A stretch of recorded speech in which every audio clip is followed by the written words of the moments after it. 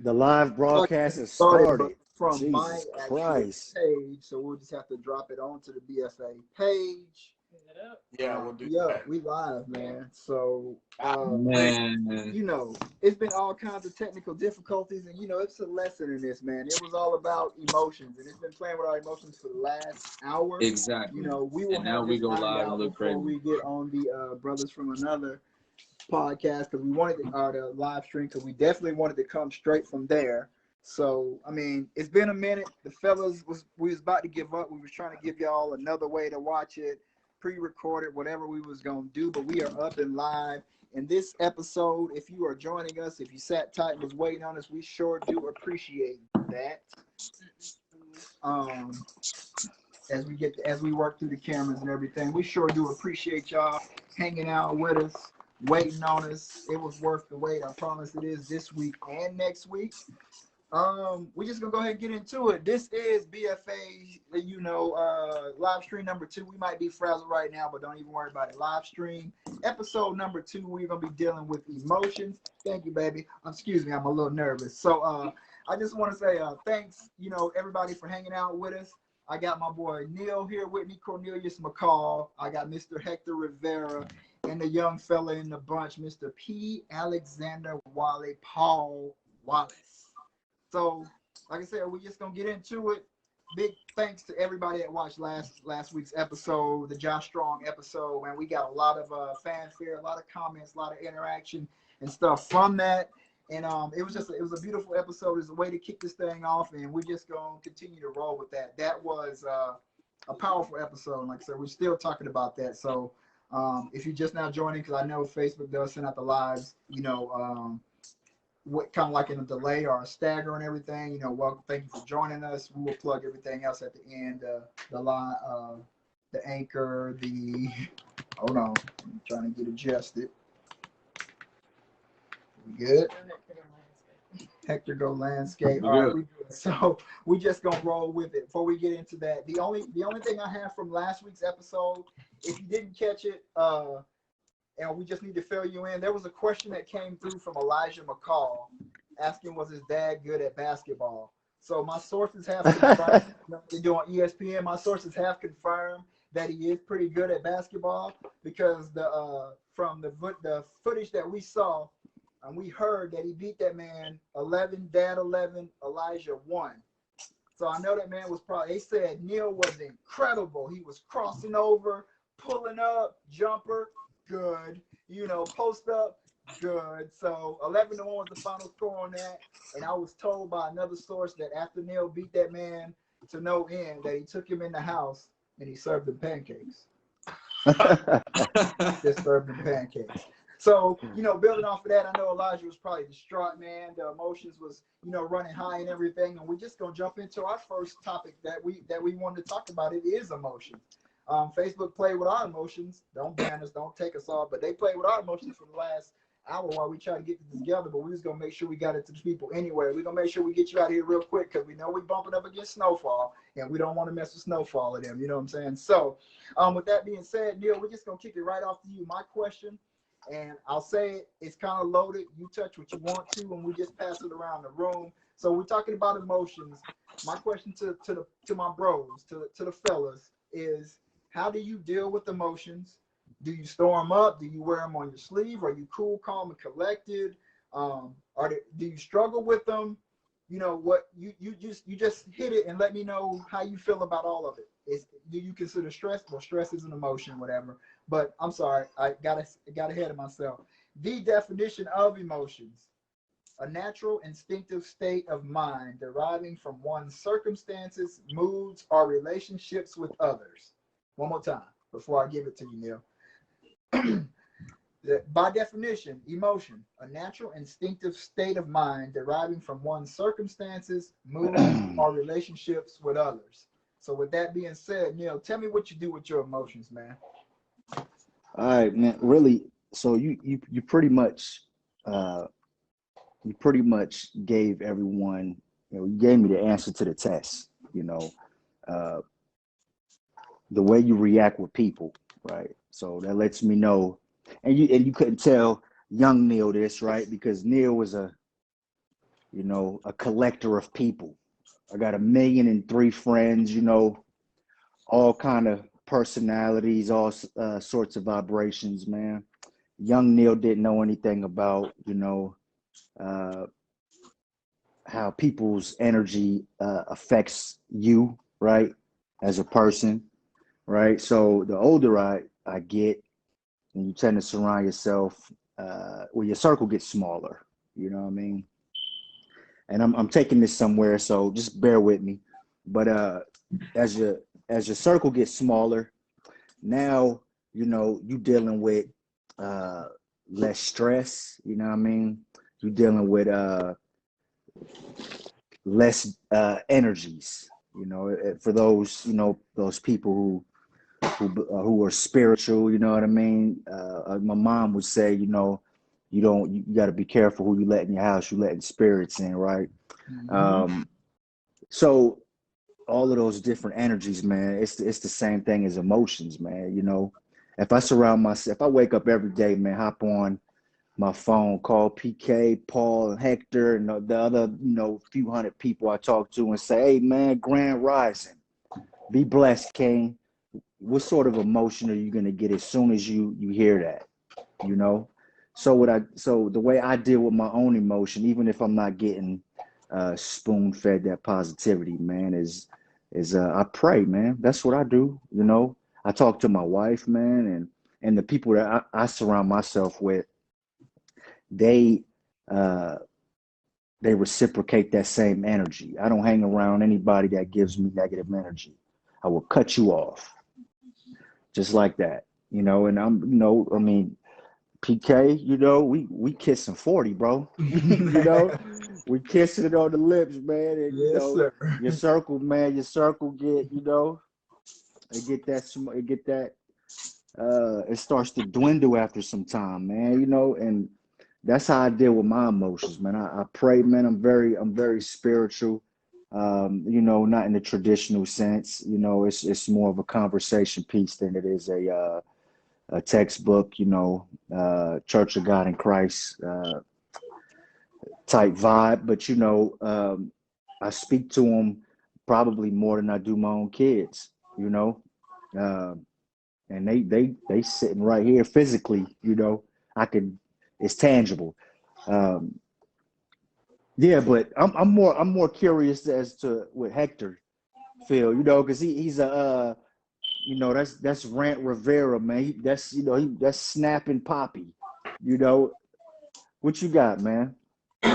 Well, Hey Hector, turn your phone for Alpha Lava have something to say. Turn your phone sideways, please. wait. Yeah. Just rotate. Just rotate horizontal.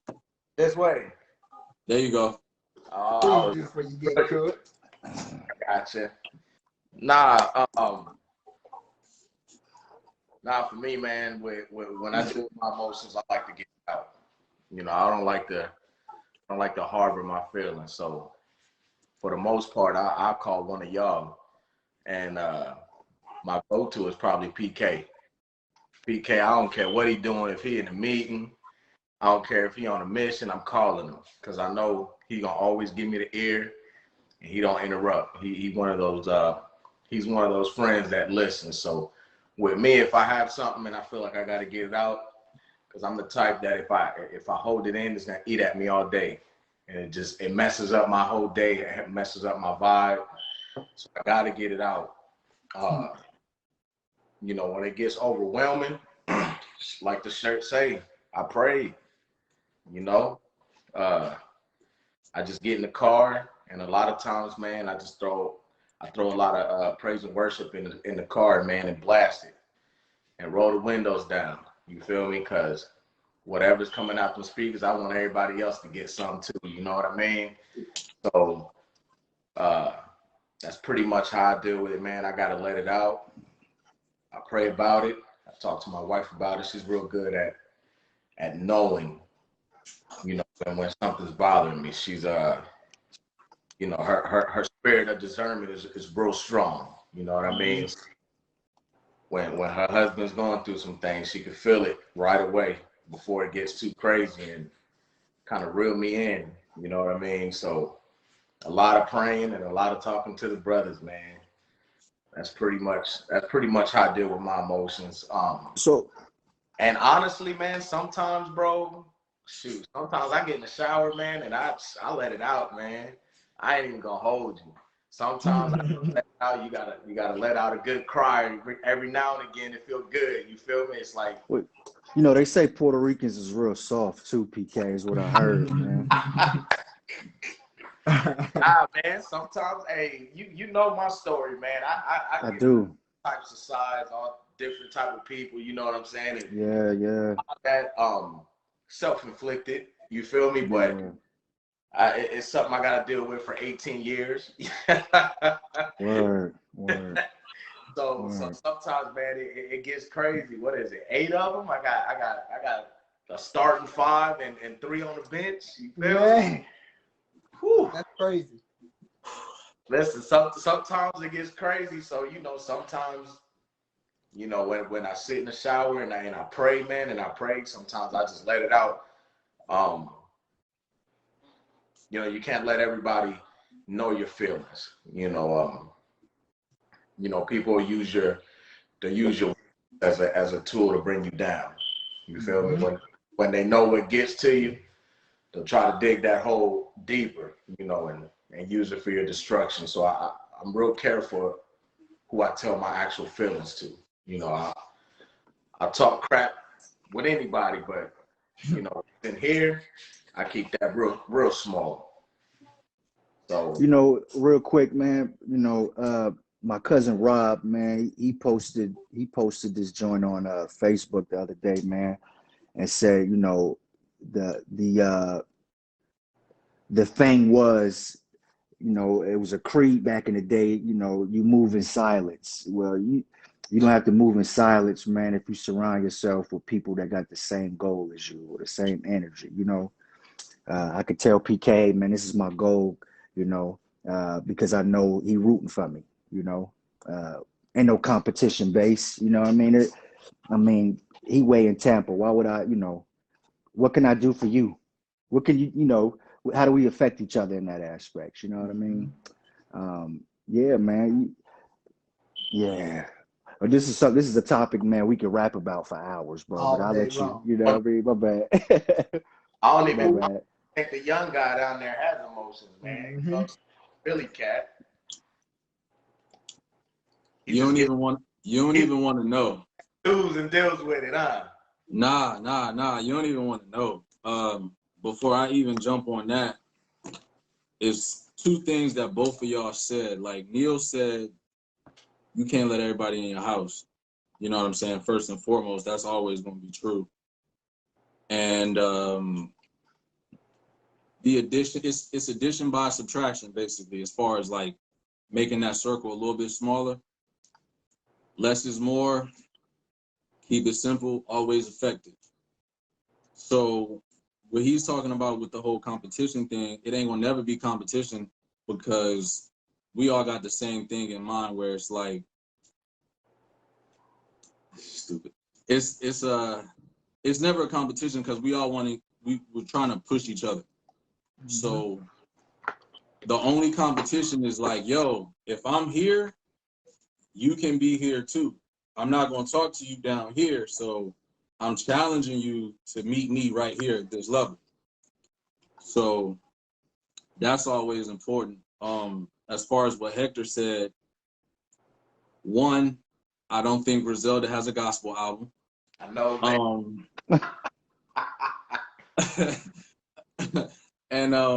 And just the other part about like not harboring, bruh, that is me to a T. I could never lie about that. If I did lie about it, my wife would probably throw something around the corner and hit me with it. It's just no way. Like, I try to take into consideration like everything going on, right? So if I got to deal with something, I'm like, all right, let me just keep it to myself. Because she got stuff on her plate. Most of the time, everybody got something on their plate. Of course, you never know what people going through. So I just look at it in that form, and I try not to like throw it at too many people. But you got to find that comfort zone. Like, it's a couple people that'll feel comfortable enough that you can reach out to, say what you want to say, and then, you know, reciprocate whatever they throw back at you. So the conversation helps. Conversation goes a long way, for real. But I think if I need to do something, it has to be finding like a better release for it. Because my wife will be sitting like right here. She'll be like, "What's the matter?" I'll just be like, "I'm cool. I don't know if it's just me being stubborn or it. Never mind. I'm not even gonna say I don't know. It's a stubborn pride thing for real. So I think Compartmentalization. That's what that is. but it's so it gets me because I build up so much, and I don't think it's fair to, hey, how's everything going? And then I'd be like, man, and then I just run down the line on, you know what I'm saying? I just unload the Uzi. I don't want to do that. Empty the clip. So, yeah, like it's certain scenarios where it's cool to empty the clip, and it's other, like, this is my roadblock for real. Like, trying to get that out. So the emotions that I do deal with, that's another episode too. Because I don't win episode. I don't want to preach to you, but you know, the word says I will give you a helpmeet. And I think the best person to talk to is your wife. You feel me? Absolutely. Because even though she may have a gang of things going on in life, she was built to carry some of your weight as well. You feel me? Right. That's what she was built for. She was built to whatever you can't do, she's there to help you and vice versa. So you unloading the clip on wifey is not necessarily burdening her to deal with what you're dealing with. You feel me? It's just an ear for you to get it out so you can be like, ooh, and then she might give you some advice. You feel me?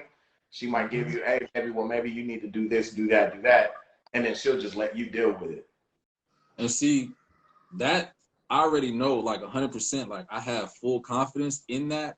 I don't think there's anything lacking on that side if I was to go that route, or even still, like, she can tell, like, she can read the room, or she'll just read my body language, or whatever the case may be, whether we texting or if she called to check on the kids or whatever, or, you know what I'm saying, or if we're just home together or anywhere. Like, she can tell what's going on, but that's just me for, like, deflecting the offer. Or if she says anything to me, and she'll try to dig a little bit, and then me being me, I might say something or I might not say something, and then she'd be like, all right, you got it. So it's you got it. yeah, like it'd be one of those where it'd be like, all right, shit, I ain't saying nothing else. Then if you want to talk about it, you can just let me know, and then that's it. But well, you know, women, man, they don't specialize in putting things in those storage banks. You know, this is something me and PK talk about. You know, we talked about that for like 3 weeks straight and unpacked what compartmentalization is and how we do it, and taking stuff out of different cubbies and putting it in this cubbies. You know, for those that, you know, those of y'all that got kids, I know what cubbies are. You know what I mean? So yeah. So when your wife asks you, hey, what's wrong? You know, you didn't already compartmentalize what's really wrong. You know what I mean? And then you unpack what's right in front of you. You know, which is normally your wife. Hey, what's wrong with you? Oh, don't worry about it. But what's wrong with you is back here. I got the perfect example right here. This just happened yesterday, so this is new right here. We were talking. I think she called me around like 4 or 5 o'clock, and she was like, "Yo, I gotta stay at work late." She normally get off at like 5:30. She didn't get home until 8, right? In the process of that, I'm going through pure hell with trying to work, taking care of the kids. I get a call from an engineer. I'm talking to him on the phone. In the process of that, my daughter spills her food on the floor, and my son has a blowout. Oh, yeah. Oh. So up the back and all that. everything. So throw the whole baby away. As soon as that happened, right, I get a text from her, hey, how y'all doing?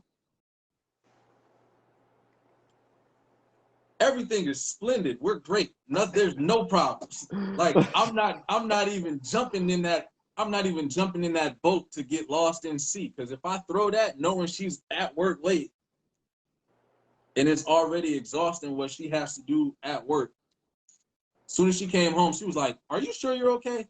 Yeah, I'm good. You ready to eat dinner after you get out of the shower? Like I wasn't. That shit came right here and was just ping and went right that way. Like I got that shit off quick. So how are you dealing with that? So, you know, I'm looking at you, right, being younger than me, not by much, but just, you know, age wise. And we talked about this Yeah, offline, right? yeah. How are you dealing with it? You know, because I mean that's a lot. That me knowing you and what you got going on, I know it's a lot, and it's probably enough to suffocate you. You know what I mean? It's Yeah, enough for a weaker person. It would suffocate you. yeah. You know. I got a lot of concussions from banging my head on the desk in the living room. Like just, but nah, man, it's. I think finding all of these different things that I'm trying to do to keep myself busy. Like we had this conversation last night also, and I told her I was like, I don't want to just wake up every day and be content with just working and taking care of the family, or just doing what I'm doing here, because she's in the medical field. She's a surgical assistant, so she has to go to work. So for me, I have to step in and do more because she can't be here. If she was here, then that's different. But just knowing the scenario, it's like, all right, but I don't want to just do that. So it's like, I'm going to make this BFA logo. I'm going to do this wrestling podcast. I'm going to make sure I can work out. I'm going to still try to do whatever else is necessary that I can think of to stay busy. Like, it adds more stress, but I would rather be stressed with the release of doing the things that I want to do opposed to just only the things that I'm obligated to do, if that makes any sense. Oh yeah. Oh, You know what yeah. I'm saying? Like, I don't mind being a Yeah. parent. Of course, that's the choice that you make. Or, you decide not to do mutually with your spouse, which is cool. But I don't want to. No. I'm not. That was not a shade drop at all. I'm just saying, just as far as just being in the position where you can make those decisions. Like, none of us want to wake up every day and just go to work and then come home and then that's it. Like, whether we want to or not, we still want to be multifaceted as men, as people. Like, we see TV shows, movies all the time where we see that husband or that wife that resents their spouse because it's a one-track mind on the other side of the table, or it's just no dimensions there. So I don't know. I should drink, but I don't. Nah, you don't have to, man. You know what you do, bro. Yeah, don't put that on yourself. That's not Yeah, what you call do. me. You told us that story. We could get into that. We would talk offline to see if we wanted to unpack it on air and stuff like that. Because I know Neil definitely wants me to get into why we don't have kids. Because the first thing I wrote out of everything y'all were saying, when Paul said, "Oh, little baby boy had a blowout," I'm like, "He driving the little Tonka truck?" I was lost. Y'all knew what a blowout was. I had the slightest of ideas, man. Basically, you just told me boo-booed up his back. Like, oh, okay, that makes sense to me. Bro. So I can guarantee you, everybody that heard that knew exactly what I was talking about. I was like, a blowout. What's going on? The Tonka truck he got for Christmas? I didn't know they put real air in those tires. I was lost right there. But that takes me to Neil wanting to know. He said it was personal. You guys don't want to talk about it. Why you and Janet never had kids? And I said, yo, we get into one of those episodes or whatever, we can do that. We got a segment we've been working on that we could actually get that incorporated into or whatever, So, we'll see how that goes. So the first thing was the blowout. That just threw me because I was, lost. But not to cut you off, Paul. You good? You in a good place? Yeah. Let's roll. And then I've become the de facto like host or moderator and all that kind of stuff because these fellows want me to get it going. And then I'll say my piece, me being, I guess, the oldest over Neil by maybe a couple of months or something like that. So when it comes to the emotions, I think like my dad was always a patient man, and I think when you're dealing with your emotions and stuff like that. Matter of fact, I got a Andre Ryan that we went to Fort Campbell with. Know him? That's another one of the bros from 20 years ago. I'm along the same lines as him because my dad was so cool, calm, and collected. I know people that they fly off at every drop of the hat. They wear their emotions on their sleeve and all that kind of stuff. But Ryan said, first I try to rationalize the emotions. Do I need to keep them in or tell wifey? Usually I'll keep them in because I just would like to. But he said I'll talk to God about it, and he usually gets me cool or whatever. So I say all that to say, and I'll ask you guys, and then get y'all's answer, then come back to me, and I'll get into it. So he says he talks to wifey. We went around, and everybody says they talk to wifey. So what if I don't have a significant other? Who should I go talk to? Neil, Hector, what should I? So this is my okay. Okay, not only. Hold on, not even want to. What if it's something I don't want to talk to the wife about? Let me put that on. So who could I talk to if I was single? And what if it's something I don't want to talk to the wife about? Right. So I'm gonna tell you, and for those, I got a few friends, who do not have either a wife, they may not have a significant other, maybe not a sibling, none of that, right? Not only do they not have a significant other or somebody they can confide in, right? They don't believe in a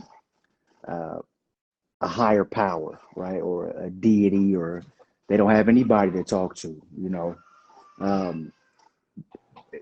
just my opinion, only my opinion, right? Even if you don't believe in God, if you're not of the Islamic faith, or you practice Buddhist as a pinnacle to follow, right? You definitely write it down. Write it down. So remember earlier I told you there are some things that I over compartmentalize, and I won't even speak about it. I won't tell you. I won't tell the gang I'm over here talking with. I won't tell the wife. I won't tell nobody. I won't even speak it. I'll write it down. I got a little black book, right? Little black book I keep in the truck. I write it down, and really they prayers, and the Bible also speaks about writing it on tablets. You know what I mean? If you dive into the good book, you write your tablets. It's the same thing. God he can read just as well as he can hear. You know what I mean? And that's just my thing. But my parents, my mom especially, was a heavy influence, on my belief system, and not really my belief system, not really my religious system, my belief system, and I do believe in a higher being, and I talk to him like I breathe, and that's my advice. If you don't have somebody that you can talk to, a wife, a girlfriend, boyfriend, husband, yeah, write it down.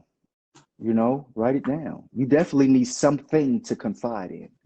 It's healthy. It's all part of dealing with them emotions. I think if you don't have anybody to talk to, or like you said, you don't believe in a higher power, meditation always works. When you meditate, you don't necessarily have to pray to anything or anyone, Just sit there with your own thoughts, and 9 times out of 10, your thoughts will sort themselves out. If you're a rational person, you know what I mean? Yeah. A rational person can sort their thoughts out if they just have to take all that outside noise, put, earmuffs, you know what I mean? Just block everything else out, and then just meditate on that problem that they're having.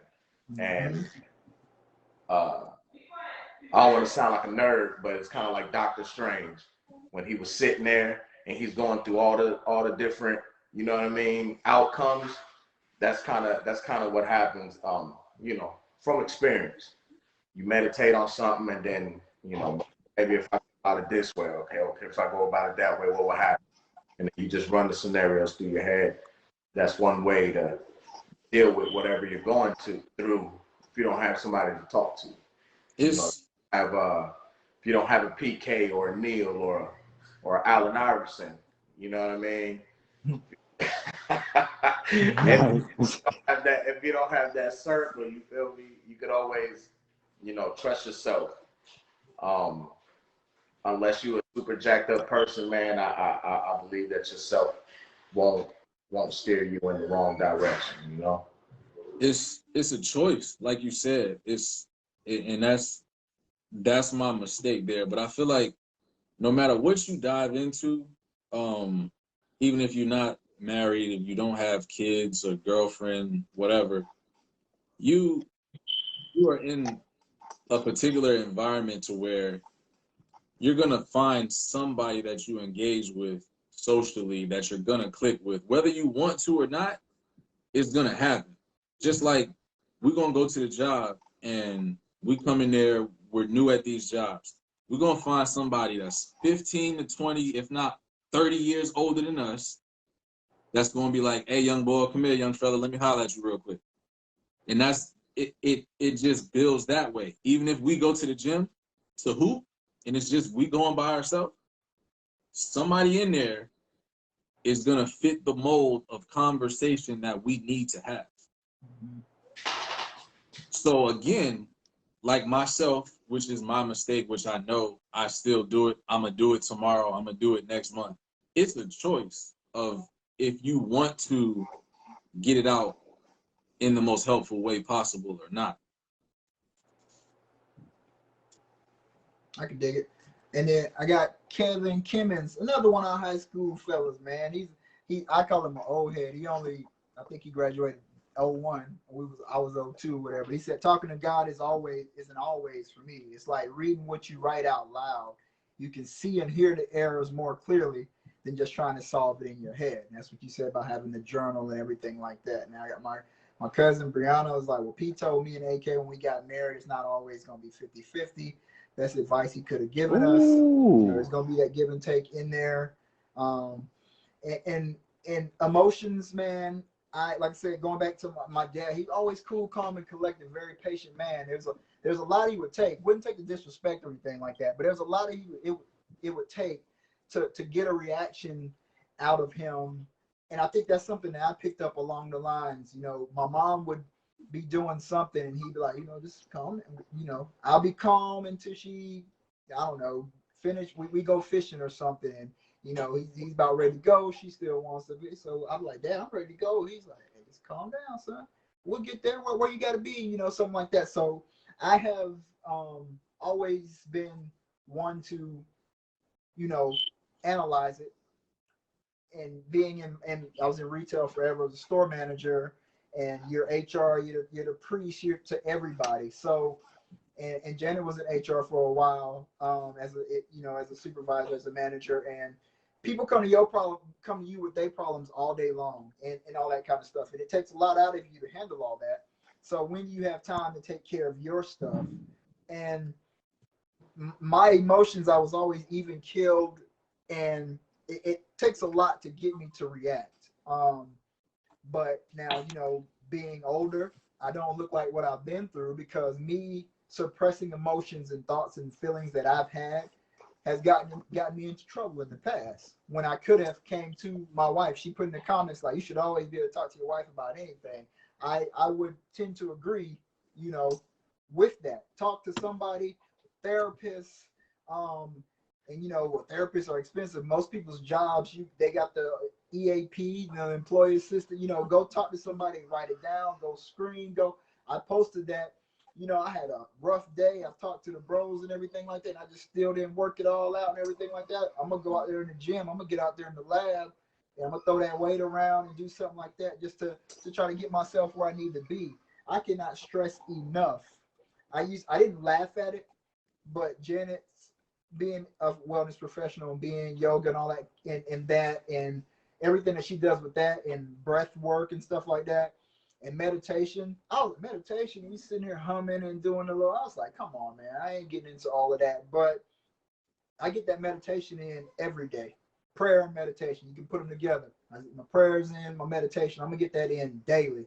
When I get to the job, I'll pull up before I even go in. I'm gonna get I'm gonna get that in. I got to have that. I got to be covered. And of course, I always start with today's a great day to have a great day. And you throw that out there, ain't nothing gonna really touch you all day. So dealing with my emotions like a couple different ways. The workout, come home, hash it out with Janet, talk to her, lay everything on her. I talk to y'all or whatever. Like Hector say, he can call me and be like, yo, bro, I'm in a meeting. I'm gonna get right back with you because I know how he can get, you know, and we're gonna keep him from just being that loose cannon and going off. So you deal with it as cheesy as it is, you deal with it how you deal with it. But you have to deal with it. Like Paul said, I'll just pack it off. Cool, you can pack it up, save it for later or whatever, but you got to unpack that stuff at some point in time. It'll eat you up. It literally will eat you up if you don't vent those frustrations, happy and sad, like share it with somebody. It will tear you down. So I mean, like I said, you deal with it how you deal with it. Find something. Get with one of us. Hit the page, the comments, or whatever. You want to talk to one of us offline or something like that. But if you're dealing with something, man, and you just want somebody to talk to or whatever, yo, we here. That's all I can really give you. So I do want to, you know, not really shifting gears, but we do have two military, we do have two veterans on the panel, you know, the quad, on the quad. Hold on. Service to you guys and all our veterans and everything. So I know both of you have been overseas, as I shouldn't call it the sandbox, but I know you guys have been over there. What it is. You've seen some things. I don't know where the timeline matches up for you and Hector. Like, you had kids before you went, when you went, some of the stuff like PTSD, does that play into your emotions? When you came back, I read stories about, you know, you weren't a dad while you were over there, you were a soldier, and coming back home, if you had kids when you got back, switching gears, was that something? How was that, you know, from a veteran's perspective? Because I know y'all seen some stuff. So, you know, how are you dealing with that? If you don't mind, you know, letting your soul breathe. Yeah. So mine is really so I'm gonna give you my 2 seconds, right? And I really want to hear Hector, man, because I know I was with an MP unit when I deployed. I didn't do what y'all did, but I know how y'all get down. So I want to hear what you have to say. But you know, to address your first couple points, P, was so I went over there 19, 20 years old, first deployment in 03, 04, yeah, 04, something like that. And I went over there. I wasn't a dad. No, it was way after that. I'm sorry. 05, 06. I went over there. I wasn't a dad when I went over there. I was a dad when I came home.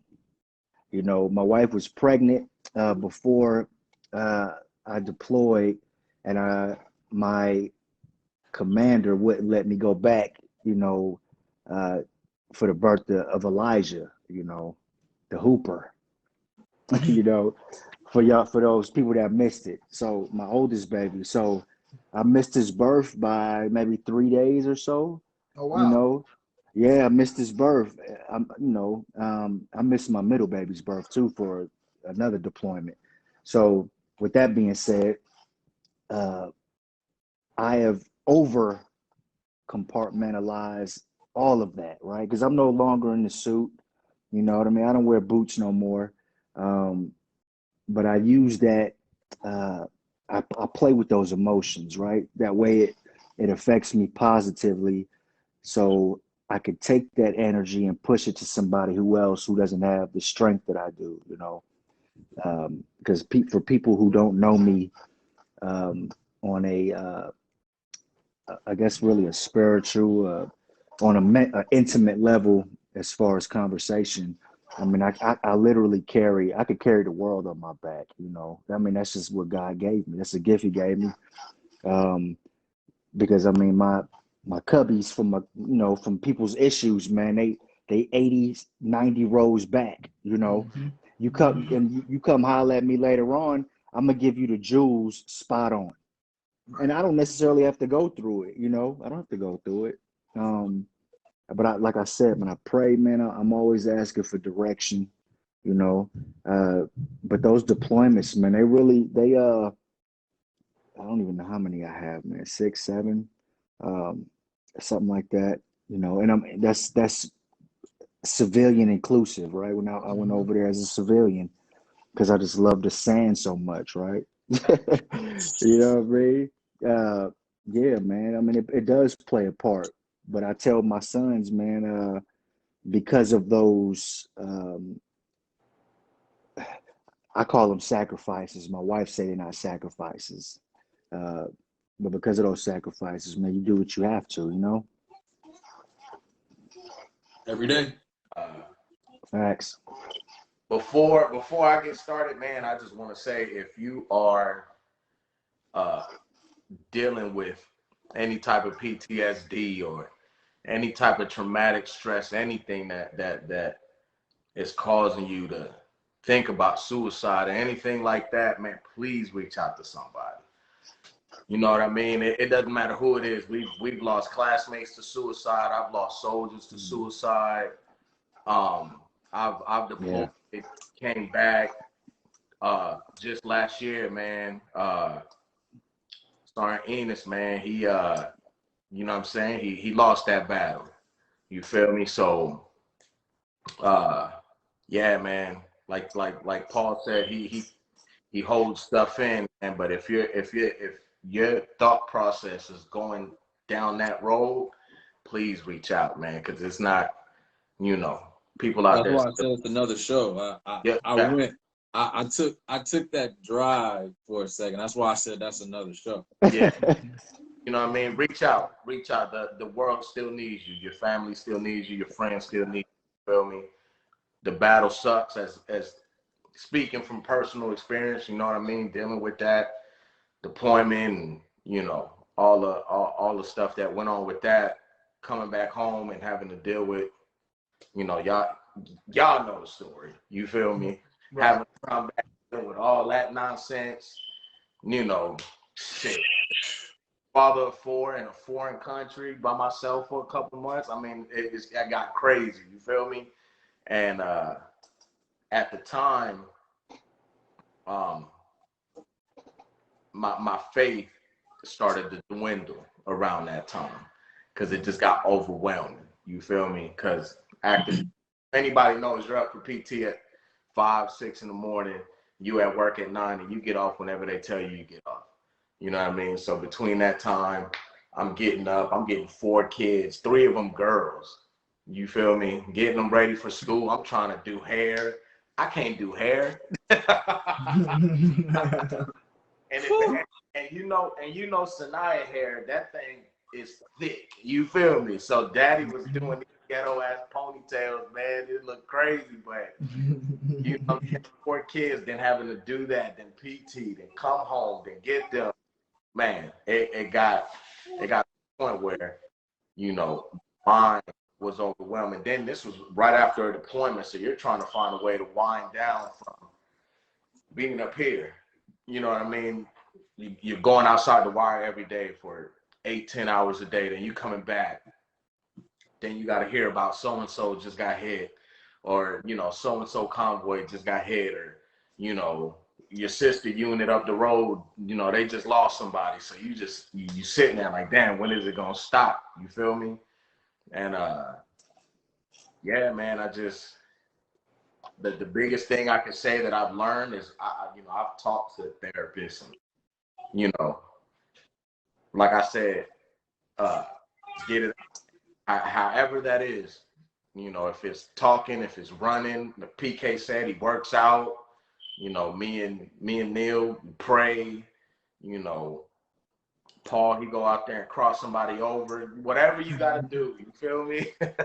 No, he ain't good though. I mean, I can Whatever dig it, man. you do, man, get it out. It's not good to hold that stuff in. I can dig it. And then it's funny, man.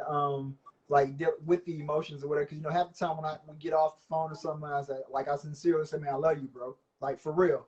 Yeah. And that's with everything that we got going on in our, you know, everything we have going on. Like, sincerely, I love you. I'm striving for you. I want you to do great things. I tell y'all that all the time, man. It's like you said, there's no competition. We all in this. I want to see you do better than me and him and them, and like we just continue to, not even like we one up it, man, but you know, we building each other. That iron sharpens iron. So on that emotional level, like, yo, bro, I love y'all. You know what I'm saying? Go out there, be great. The families, the queen, you know, all the kids and everything like that, man. It's a beautiful thing. So, you know, segueing into our next segment, you know, we dealing with the pandemic, still in the pandemic, and let me caveat to this is, you know, all the views and the opinions that are expressed are solely to that person.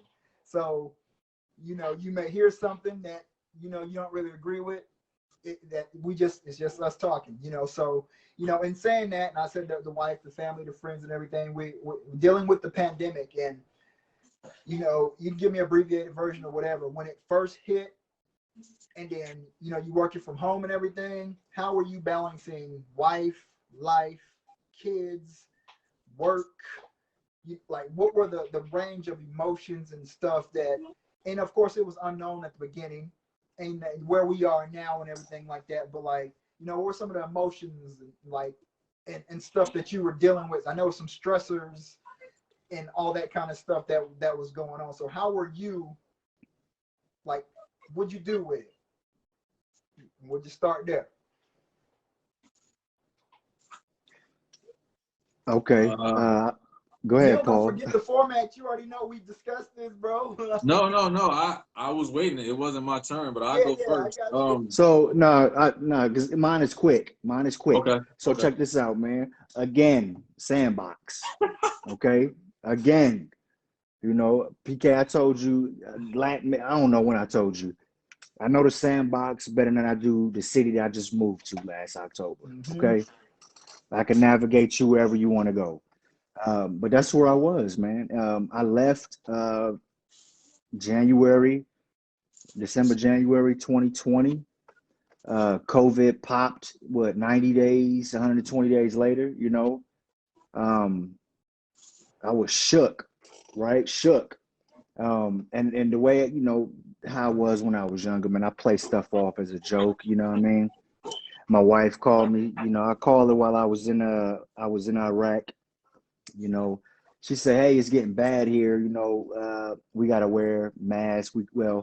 I think at this point nobody can move. There were no mask mandates at this point, like March, April, you know. I said, "Well, you good as long as people don't start biting people. You good." You know, but that was my way of, you know, kind of deflecting until it hit Iraq, you know, and then they closed the gyms, and then I was scheduled to go home, and they were like, "Yeah, there's no flights," you know. So, you know, you have all these people who are over there, man, and of course, I was in a position of I wasn't really in a leadership or authority, but I was sort of like in um, a figure. I'll say that, you know. So people come, you know, and they would vent, you know, and they would vent and they would vent, and I got to the point where I'm just like, man, you know, I just started talking to them. Hey, let's go outside and smoke, you know, let's go get a coffee, you know. I'm still dealing with wifey, you know. They closing bases, you know, people getting sick, you know, COVID hit the camp, you know what I mean? Uh, Back in my mind, I'm like, man, we good. Nobody has bitten anybody, you know. And you know, making a joke out of it, you know, that's just how I dealt with it, man. I was supposed to come home April. I didn't get home until like 90 days later. It was almost like August, you know, and I just didn't go back, you know. Um, I mean, that's just how I dealt with that, you know what I mean? But my circumstance, man, I didn't really have a choice of where I was when things popped off, you know what I mean? Go ahead, Paul. My bad, bro. I stepped on your Iversons. No pun intended. Y'all gonna keep throwing that out there. Nah, man, it was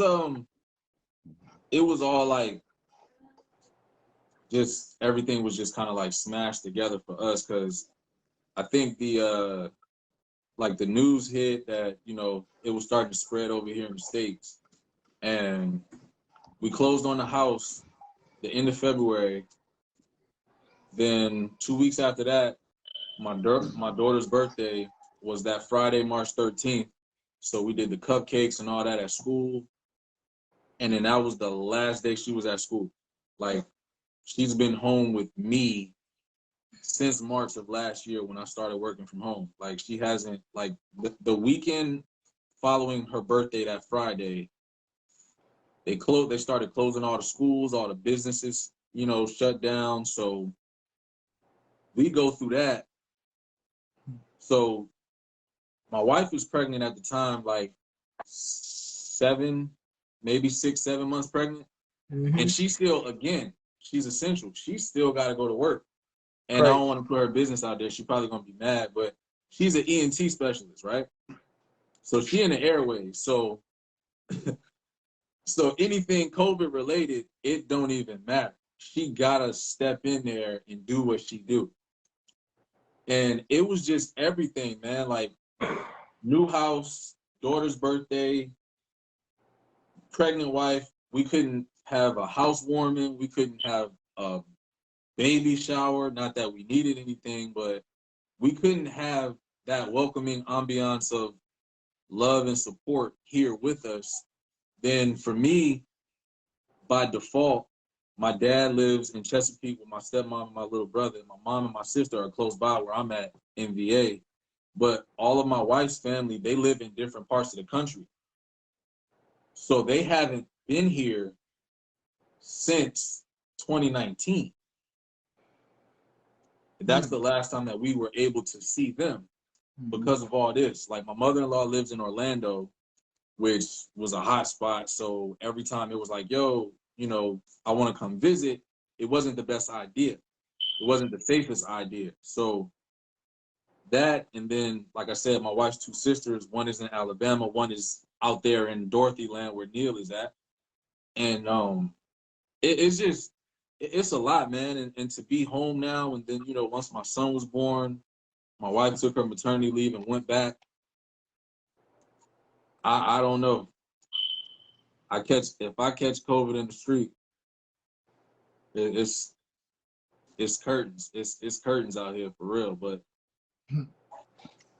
I think it's healthy for us to, like, continue doing this. And even for me, I stopped doing this. I'm guilty of this because I was having a lot of issues with people, you know, reciprocating, right? So I used to shoot out those text messages. Yo, what's good with you? How you doing? Just checking on you. And I started to realize the pattern of, I only talk to you when I reach out to you. That shit got old. Say that. That shit got old. And as soon as I drew myself back, I started getting those text messages. Yo, what's going on? Phone calls, voicemails. Yo, what's going on? Yo, I ain't heard from you. You got people get accustomed to it, but they don't ever want to do it if they have to be the one to initiate. Yep. And you don't know what people going through, so I'm in the same boat as a bunch of other people. So that's another reason why I don't feel it's fair to complain or to just blurt it out and just throw it all on the table. But I don't know, Hector, take the reins, please. It's Hector. the one. Oh right yeah, here. you got a hell of a message coming to you in the morning. You're right. Hold on real quick though. Kevin, he said, I immediately thought it was the end of days, the blood on the door type stuff. He said, I'm a teacher, so once they sent us home, I figured that was gonna be it. Illogical, of course, but first reaction, knee-jerk reaction, you know what was going on. So, all right, Hector, go and get us shut down. My reaction was a selfish one. You feel me? I was upset that everything was closing. Like I said, obviously I say it every time I open my mouth because it seems to always go that route. I don't want to get preachy. That's gonna be my tagline. You feel me? I don't want to start preaching, but I am a strong believer that my God is stronger than my battles. You feel me? So when everything kicked off, I simply just prayed over my family. You know what I mean? I got some of my some of my oil, man. I prayed over all the entrances of my house, you know, anointed my house, prayed over it, and then you know, just ask God to protect us from whatever this is. And to be honest with you, man, and like I said, it may seem selfish, but me and my wife, we didn't change nothing. We still went out. PK we still went out. We still ate. We still did whatever we wanted to do. If it was open, we was going. We didn't change nothing because what's faith without action? Feel me? I can't ask God to do something and then be afraid that something might happen. So if I believe that God is gonna protect me, then I gotta walk by that. You know what I mean? Walk by faith, not by sight. You feel me? So and like I said, I prayed, I believe, and man, it had nothing, not even if when I, you feel me? Not even a fever, nothing, man. And you know, God gave you common sense, so where it was needed, we would wear it. We weren't them people that was like, wow, you know, just super, as you know what I mean? We weren't ignorant about it. If it was needed, then we wore it. But if it wasn't, we wasn't wearing that. And man, just blessed to not have to deal with that doctor bill. You feel me? Mm-hmm. Copay. And it never bothered me. This right here is funny though. Like Kevin's he on fire. He's like, yo, Hector, preaching is great always. Fred Van Vliet is good energy, low key.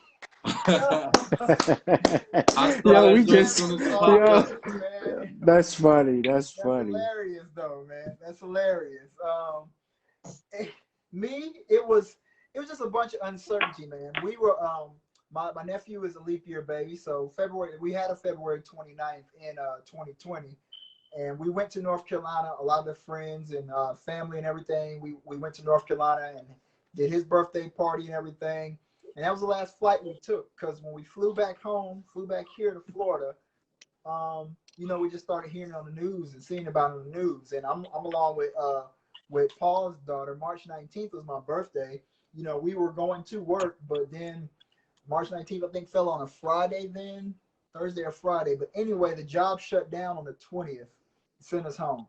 You know, hadn't seen it, didn't know what we was going to do with it and all that kind of stuff, and just sent us home. So my emotions and reactions, like, you know, just what's going on, how serious is it, and you know, just that knee jerk, you just going, you don't know, it's uncertain. And then as time went on, you kind of got understanding for it, and you know, my wife, we was already germaphobe. Like, we've been had hand sanitizer in the cup holders. When we go into a restaurant, all like we had already had all that stuff. Bro, my wife do the same thing. You know what I'm saying? We already had that. Like, she's sitting there, we go in the restaurant, she wiping down the menu and everything like that. We is already in that. So now that we in the swing of things, and my job is talking about trying to go back in some type of capacity. I mean, we've been working an alternating schedule, a couple of days in the office and then being at home and stuff like that. But I think the only thing I've been dealing with here lately is I'm one of those, yo, work is work. When I leave, that's it. I used to not even bring my laptop home because you can't hit me up and say, hey, can you jump on and do? I wasn't doing it. I was not going. But now working from home, trying to find that division where you just cut it off and get into home life, because you working at home I struggled with it for a little bit. Then I got back to like, yo, me and Neil talked about it. Like, yo, I actually care about my job. I'm tripping. Like, I'm now, you know, I'm usually quitting time is 3:30, 4 o'clock. I'm leaving. And now if I'm sitting on the couch and I think about something, it's 8 o'clock at night, I run over here trying to grab a laptop. So I had to pull myself back out of that, you know, and the emotions were shifting to being invested in that when this is home time at this point in time. You know, I'm at the crib. I work from the crib now, yeah, but this is supposed to be my time or whatever. So I had to deal with that. And Sunitra said, turn them loose, Paul. Turn them loose. I see what you just told me. Let's turn them loose. Yeah, let us free. That's you know, that's just kind of how we dealt with that. The emotions. I think we've had a fantastic episode. Let me just get into my notes right now. And thanks to everybody for tuning in. You know, we started late. We'll get this over onto the page. We'll drop all the links in there. We're on Instagram now. We're on YouTube now. And it's only our second episode, so cut us a little slack, man. We're still trying to figure some things out. We on Spotify if you want to listen to it later on, or tell a friend to tell a friend, share the link and all that kind of stuff. We're trying to get the clicks and the likes up. We just like for real. We're gonna answer a couple comments, interaction. We will be back. I'm gonna say next Wednesday, but not to get too preachy, but we got scheduling conflicts where people still want to get the Bible study, and we just got stuff. So we're gonna make it work the way it needs to be, because we can't do nothing but respect that. And Neil, you had a little something, my man. Yes. So my homeboy, man, his name is Jay. Right? Big sneaker YouTuber, man. He really pumped me full of energy. So all week I've been normally I don't. So I have a lot of shoes, right? A whole lot of shoes. I'm not a Facebook guy. I don't post shoes on Facebook. That's just not my thing. But all week, I've been posting my shoes. You know what I mean? I've been dressing down at work, ish, right? Don't you A start cat. nothing you can't finish. Right. So my theme this week is it's been an off day, right? And I throw a pair of Virgil Ablohs on. Right, but it's a cat that I talk to. We have a strong bond when it comes to, I guess, fashion or shoes. YouTuber, man. He's not a snobby cat, man. Younger guy, man. His name is Jay the Sneaker Guy. Just YouTube him. He's a younger cat, man. He live in Georgia. We'll drop. We'll get the link down there on the page. Yeah, no We'll doubt. get it I'll drop it. Yeah. Absolutely, man. But show him some love, man. He definitely showed us some love. Customer? So I'm sure. I mean, he definitely is that dude. I ain't gonna lie, man. He's not he's a young dude, but he's got like an older kind of swag to him, man. And I mess with him. You know what I mean? The long way. Pause. Right. So Brooklyn. So just to, fellas, what we discussed or whatever, just to get into it, man, we would be doing a disservice if we didn't address it. Everything that we got going on in society right now. So, and the emotion, seeing this stuff on TV and what's going on. All of us, well, everybody on panel has kids and little brown boys and girls and stuff like that. So I would be, like I said, a disservice to the culture and what we're doing and everything. I'm gonna sit this one out, but it breaks my heart. That's all I got to say. Paul, you say, and then we got two that are passionate about it. And while I'm on it, we got 2 fire segments coming next week. I ain't gonna tease you, we ain't gonna hold you. We're gonna be right next week. We got 2 fire segments that's gonna be on it next week. So Paul, you got anything before we hand it to the bros? You can't say my mistake for everything. We talked about that earlier when I sent y'all that video. Everything is, oh, I thought this. I thought it, I thought it was a taser. I thought they were doing something. I thought they said something. I thought, like, everything is based off of an assumption where I think, honestly, it's already in their mind going into that scenario because they don't care. There's a disregard for I'll say it, there's a disregard for us completely. And that's just their way of beating around the bush with it and still doing something and saying, oh, it was a mistake. And then you still get to resign and you got access to your pension because you didn't get, you didn't get arrested or you didn't get, taken to court, taken to prison, whatever the case may be. But I'm gonna let that go. So y'all go ahead. Seatbelt is on. Well, ready for impact. Being a military police officer, when I heard that she grabbed a weapon and yelled taser, Lord forgive me, it's bullshit. You know what I mean? Being an MP for a long time, you know the difference between a pistol and a taser. The weight is different, the grip is different, the placement is different. There's no way that a trained officer of 26 years can mistake that. There's just no the thought was there already to jump in line with everybody else that already did it. And if you watch the video, it was 5 or 6 seconds of her yelling that she was gonna tase him. So you're telling me within 5 or 6 seconds is a pretty long time to, you know what I mean, know what's in your hand when it's in front of you like this. That's number one. So number one, it's in your line of sight. So you're gonna tell me that the Glock 19 that you got in your hand, Glock 40, whatever Glock you got, is yellow and black. You know what I'm saying? As a police officer, your primary weapon is always on your dominant hand.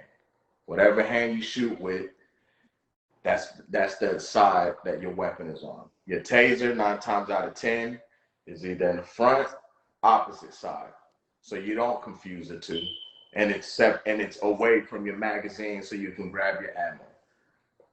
You know, speaking military terms and all that other jazz. But it's BS, man. It's BS. Listening to this George Floyd case, they want to blame it on carbon monoxide and drugs. At the end of the day, like I tell my kids are Black and Puerto Rican, I tell them you can't be mad at a system that wasn't built for us. Because no matter what, it's never going to be in our favor. And it doesn't matter if we're in the right. It doesn't matter if we do everything right like our lieutenant did, a fellow military officer, sitting in his car with paper tags on his new vehicle, serving his country, probably deployed, got maced. You know what I'm saying? For what? He was complying. He wasn't being irate. He wasn't cussing anybody out. He was trying to have a conversation.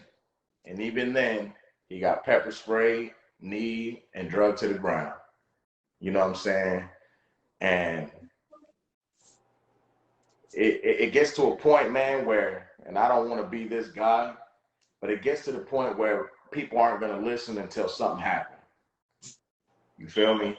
Once we start touching yours, then you're going to see what it feels like. And it's the wrong attitude to have, but it seems like that's the only thing that's going to change anything. You know what I mean? Feel our pain. You know? I want you to, you know, you got a 19-year-old boy that goes to Stanford that rapes a woman, he gets, what, 2 weeks in jail? You feel me? Then you got a kid that is playing with a plastic gun and Mr. Rice, young Mr. Rice, and gets gunned down. What was he, 10 years old? You know what I mean? And he gets gunned down for being a kid. How many times we played with toy guns growing up? You know what I mean? Just being a kid. So it gets to a point, man, where we have to, and it's sad, man, but we gotta raise our kids to, man, I don't know, man. I don't have the answer. It's all good. It's all good. Neil, what's up, man? Bro, I was hoping that you was gonna skip me, man. You know, Keep it light for now. all right. I was gonna hit you the day before yesterday, man. You know, I was watching, so you know, a few things, man. I won't dive into the obvious, you know, as far as convictions and what the defense is talking about with Floyd and all that, right? Because we could rap about that when it's time. You know, I'm just looking at how everything played out. You know, So, the young man, that was mistakenly killed on Sunday. I don't know, if any of you guys knew if he got killed on Sunday. You know, um, it didn't really hit CNN. It wasn't a big deal until Monday. You know, uh, so my thing is, I mean, why the delay? You know, they reported the shooting in Kentucky same day. Hours after. And so and I say all that to say, it's everything is divisive. It's divisive. Um, you'd have to know the history of the police, where they come from, right? You have to know. And I spoke about this on a private a private live video. I said, I can go deeper than rap about systemic racism, and all this jazz, man. Hit our inbox. If you don't know nothing about the institution of law enforcement, man, hit me up. I got you. With that,